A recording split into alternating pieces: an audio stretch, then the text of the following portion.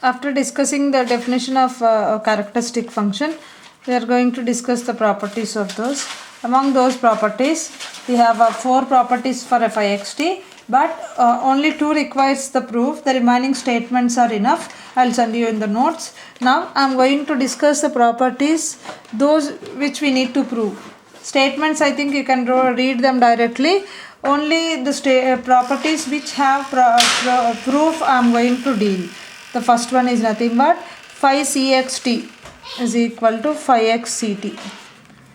Okay, I think we have discussed the same in MGF also. As I said you that MGF, CF, CGF, these 3 will have the same properties. So how do you define phi xt? Phi xt is nothing but characteristic function, expectation of the product of these 2, and you will get the imaginary number I also.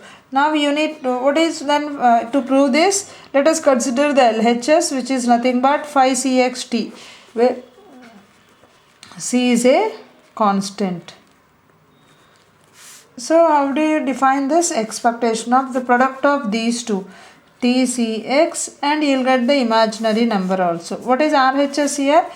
Phi x ct, which is nothing but expectation of e power the product of these 2, and I will get, as this is the characteristic function, cxt. I think these 2 are same, cxt and xct both are same. So you got, as these 2 are equal, I think the corresponding LHS also should be equal, that is phi cxt is equal to phi xct. I think the same explanation is also given while discussing the properties of mxt also. The second one is nothing but phi xt. What is phi xt?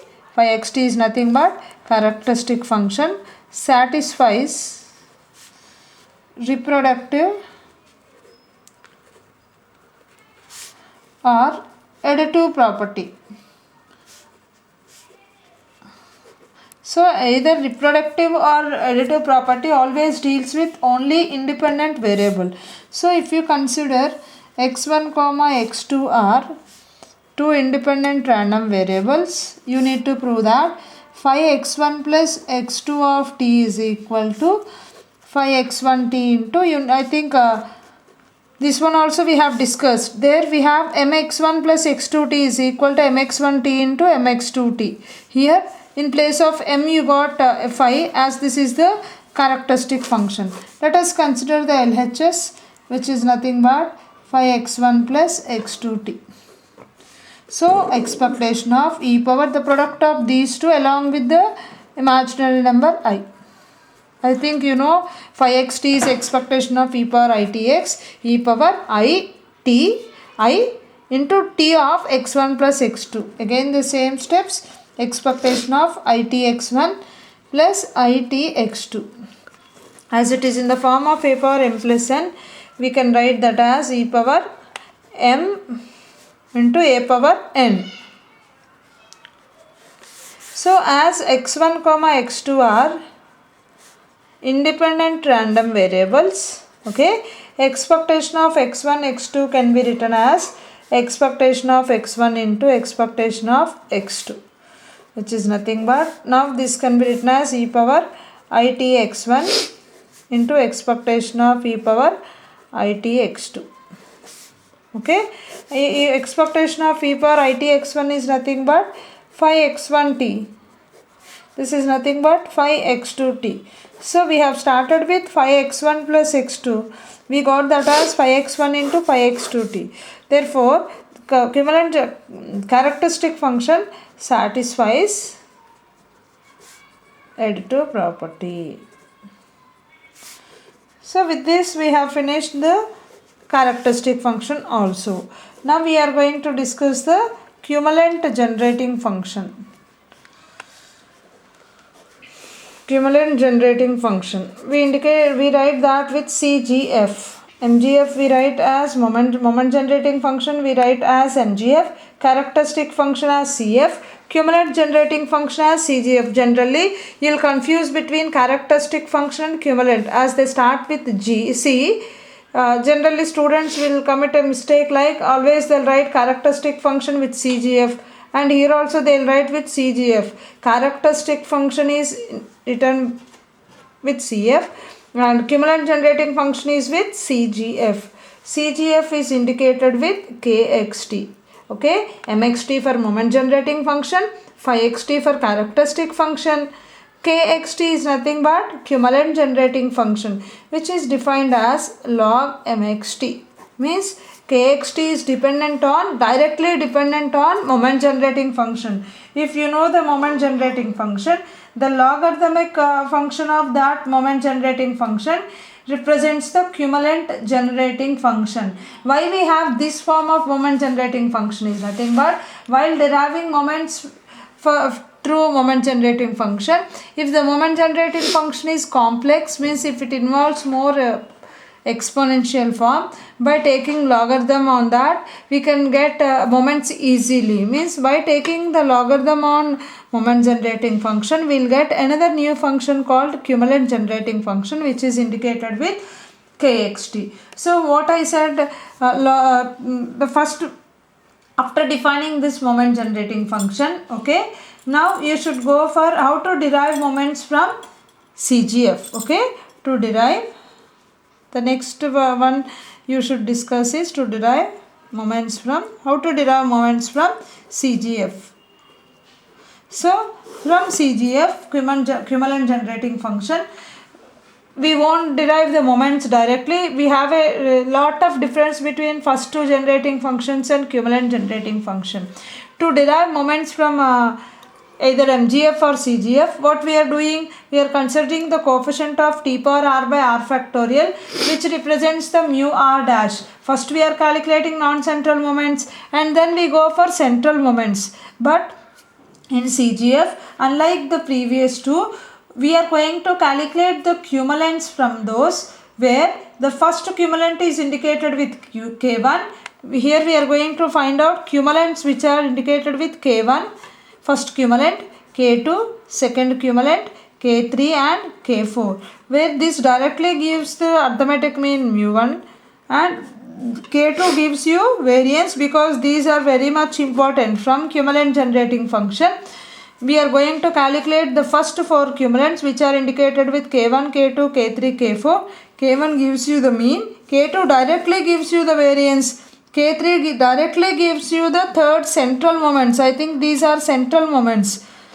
This directly gives you the third moment, whereas mu K4 doesn't directly represents mu4, but we can calculate mu4 by using K4 plus 3K2 square.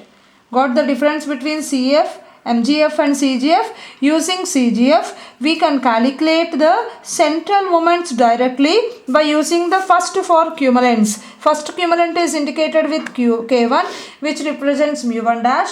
Second cumulant is indicated with K2, which gives variance, K3 mu3, but K4 is not directly equal to mu4, but mu4 can be obtained by making use of K4 and K2, which is nothing but K4 plus 3K2 square gives you the fourth central moment.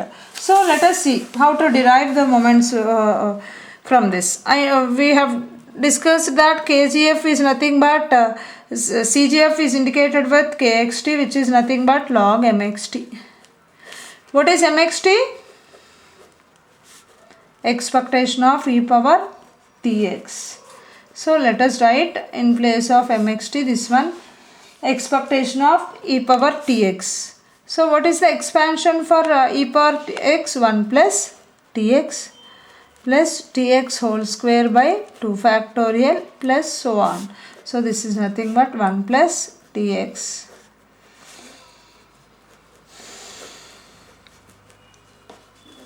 So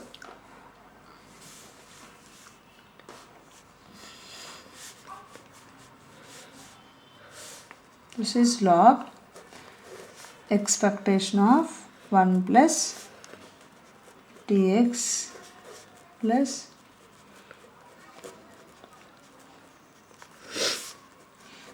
log, by using the additive property of addition theorem on expectations, this is nothing but expectation of 1 plus expectation of Tx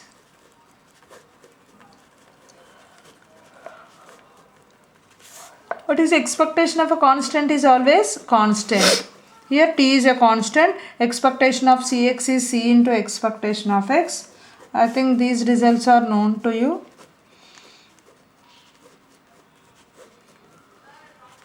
What is expectation of x always? Expectation of x is mu.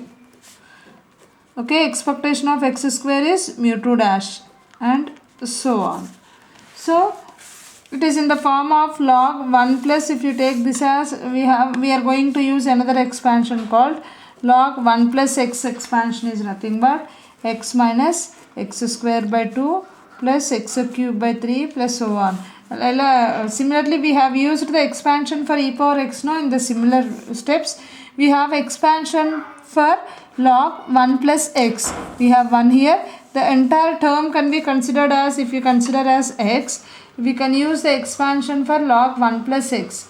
Log 1 plus x is x minus x square by 2 plus x cube by 3 so on. So log 1, we can eliminate log by using the expansion, which you will get as t mu 1 dash.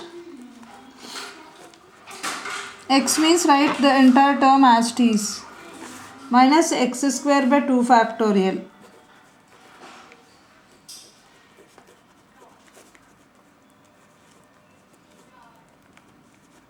So on. So you have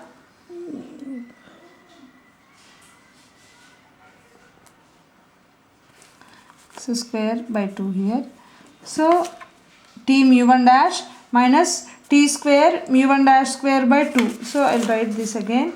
T, first I'll write down this t mu 1 dash plus t square by 2 mu 2 dash plus so on. If you expand this, you'll get 1 by 2 minus 1 by 2 t square mu 1 dash square minus t power 4 2 factorial by mu 2 dash square and so on. So if you look into this simplification, these two are like terms here. Okay, from these two you can take out t square by 2 as the common one. You'll get mu 2 dash minus mu 1 dash square and so on. So you got, what does this term represents? Mu 2 dash minus mu 1 dash whole square is variance. So this is t square by 2 into variance and so on. So to calculate moments from this, coefficient of t is mu 1 dash. So if you consider coefficient of t, you are getting mu 1 dash, which is nothing but mean. So if you go for K2, coefficient of t square by 2 factorial is nothing but mu 2 variance directly. So coefficient of t square by 2 factorial gives you mu 2 variance directly.